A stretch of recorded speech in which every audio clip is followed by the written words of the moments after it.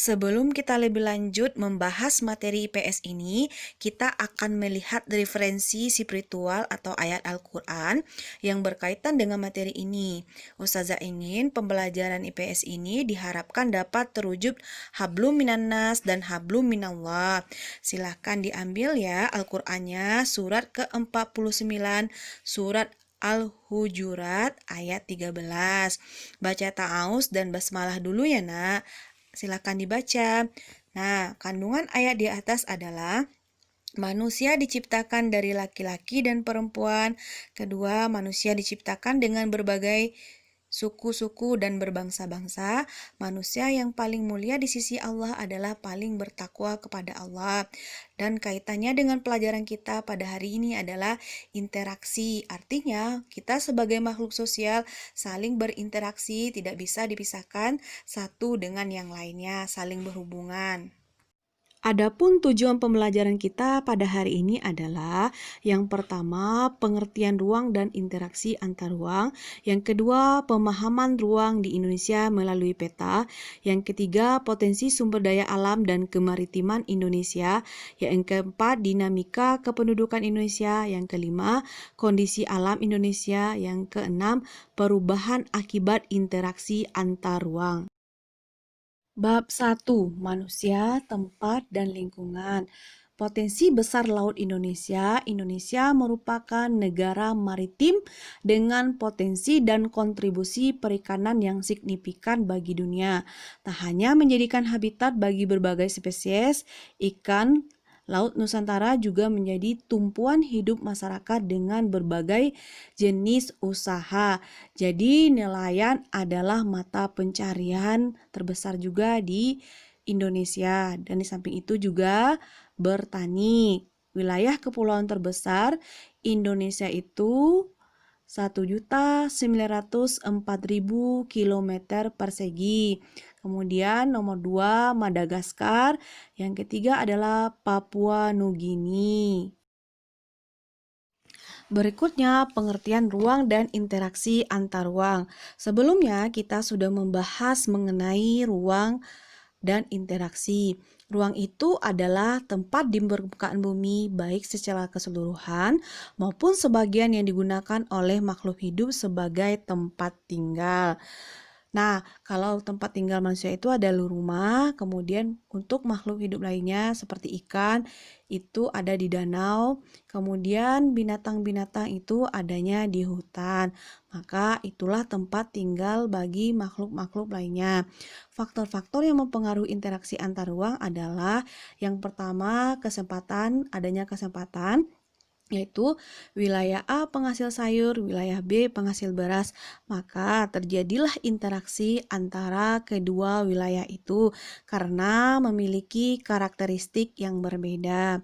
Selanjutnya, yang kedua, wilayah Y penghasil beras, wilayah X penghasil sayur, wilayah Z penghasil sayur. Sebelumnya, interaksi itu terjadi antara wilayah Y dengan wilayah Z karena wilayah X lebih dekat dengan wilayah Y, maka interaksi akan terjadi karena kemudahan yang didapat sementara wilayah Z itu jauh.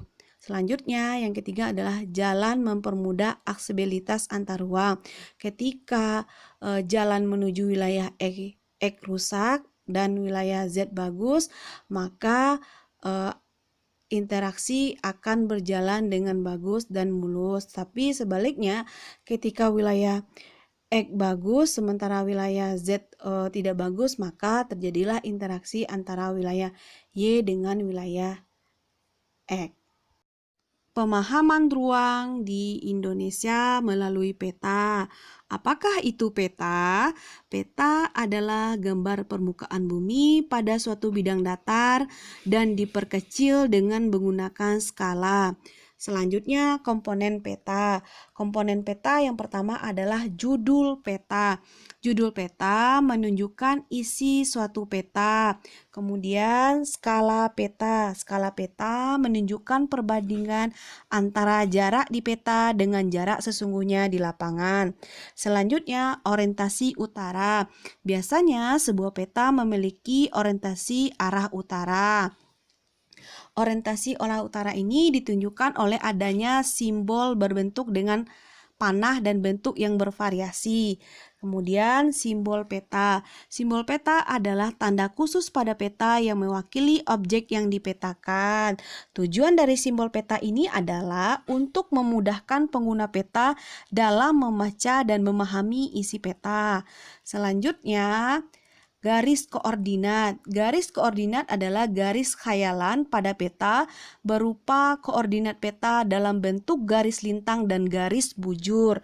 Berikutnya, inset. Inset merupakan peta kecil yang ada pada suatu peta menunjukkan lokasi daerah yang dipetakan di antara lokasi lainnya yang lebih luas. Kemudian, legenda. Legenda menunjukkan keterangan semua objek yang ada atau muncul pada muka peta.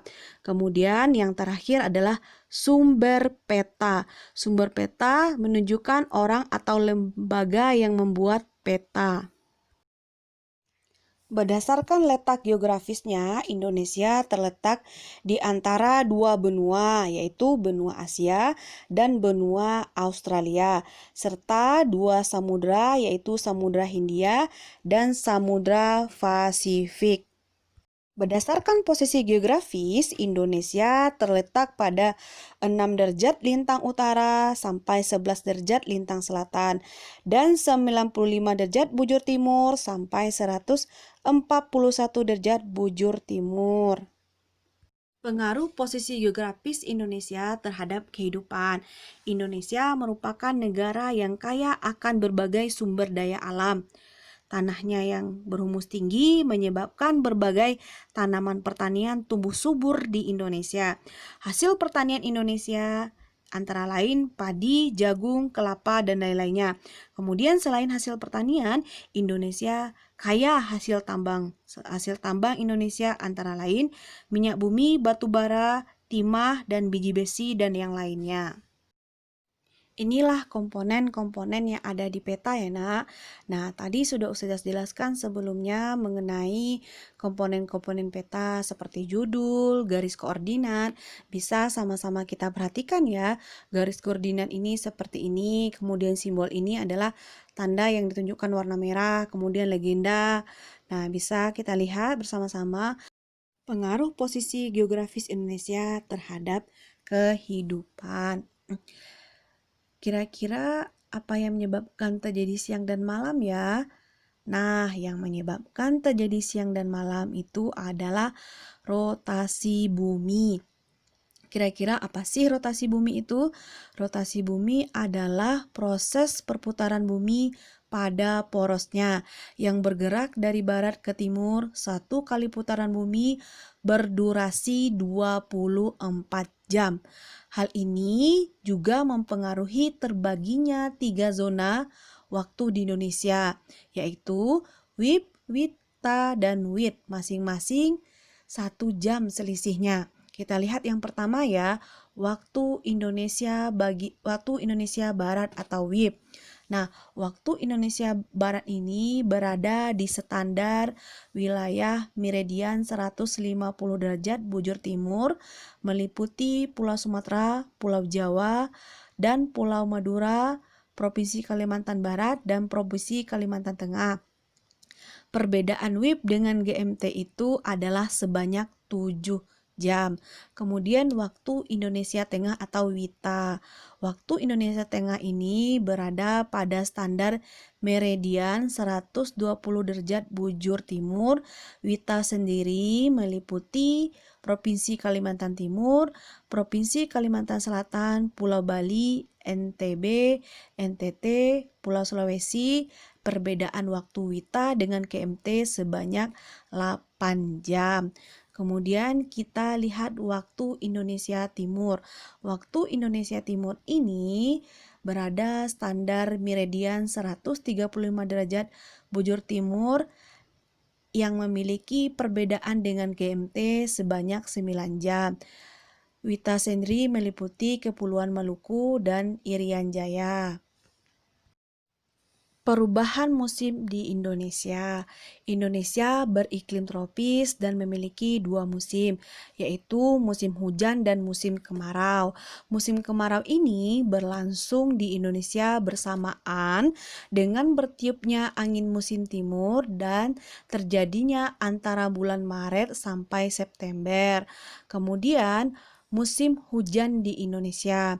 Musim hujan di Indonesia terjadi karena bertiupnya angin musim barat dan terjadi antara bulan September dan bulan Maret. Potensi sumber daya alam dan kemaritiman Indonesia. Potensi sumber daya alam itu potensi hutan, potensi barang tambang. Kalau potensi hutan itu kayu meranti, kayu jati, kayu rotan, kayu cendana, kayu aksia. Kemudian potensi barang tambang, minyak, gas bumi, batu bara, bauksit, pasir, emas. Kita lihat potensi kemaritiman, perikanan, hutan mangrove, terumbu karang, mutiara, garam, pariwisata, transportasi, rumput laut. Dinamika kependudukan di Indonesia, kuantitas penduduk. Kita lihat jumlah penduduk Indonesia ya, bisa kita lihat sama-sama. Kemudian jumlah pertumbuhan penduduk dipengaruhi kelahiran, kematian, dan imigrasi. Selanjutnya, komposisi penduduk dapat dilihat melalui piramida penduduk. Persebaran penduduk Indonesia tidak merata. Kita lihat kualitas penduduk. Kualitas penduduk capai pendidikan ditunjukkan dengan diagram angka, partisipasi sekolah berdasarkan kelompok umur, faktor kesehatan mempengaruhi usia harapan hidup, kemudian kondisi perekonomian di Indonesia. Berdasarkan Badan Pusat Statistik BPS, pertumbuhan ekonomi di Indonesia pada kuartal 12 tahun 2018 mencapai 5,27%. Pertumbuhan ini mengalami fluktuasi setiap tahun karena faktor ekonomi dunia atau melemahnya respon pasar terhadap kebijakan ekonomi. Kemudian, keberagaman budaya. Indonesia memiliki keunikan dengan adanya keberagaman. Perbedaan dalam masyarakat tidak menjadi faktor disintegrasi di Indonesia.